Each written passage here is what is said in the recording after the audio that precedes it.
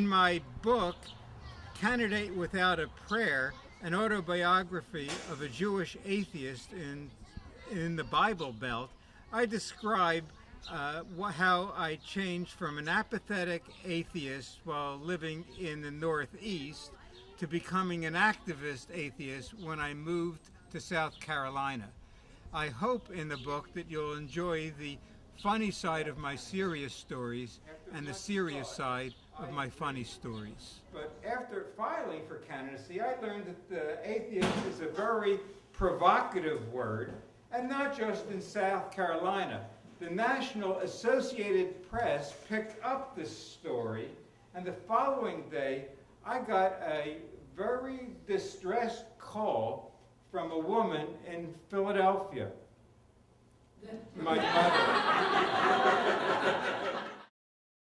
South Carolina spent close to $100,000 trying to prevent me from becoming a notary public.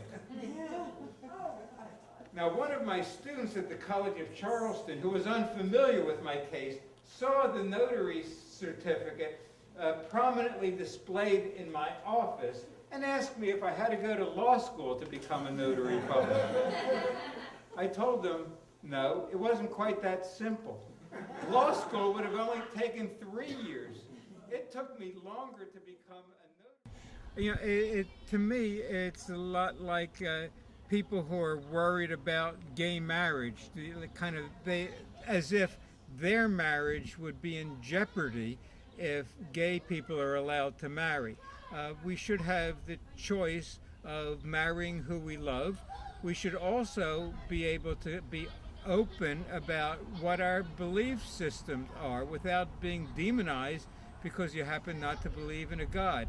My not believing in a God does not in any way hurt or jeopardize people who have faith in deities. I'm not trying to say that they shouldn't worship, and I'm not trying to say that it's wrong for them to worship. Each of us has the right to make our own choice. I think the most important thing for secularists to do is to follow the gay rights movement and just come out of the closet. You don't have to push your non-theistic views, but so many times religious conversations come up and people who are atheists or humanists are just quiet about that. The more the atheists and humanists come out of the closet, let their friends, neighbors, and even family members know, the easier it will be for others, because when you think there's only one atheist around, it's easier to demonize. A lot of people have told me that I'm the only atheist they know, and I say, you know hundreds of atheists. I'm the only one that's open about it. I hope all of you interested will become involved with the Secular Coalition for America. It consists of 11 national non-theistic organizations with unlimited lobbying abilities in Washington, D.C. It's the first time we've become organized, and I hope you'll sign up for our action alerts at secular.org.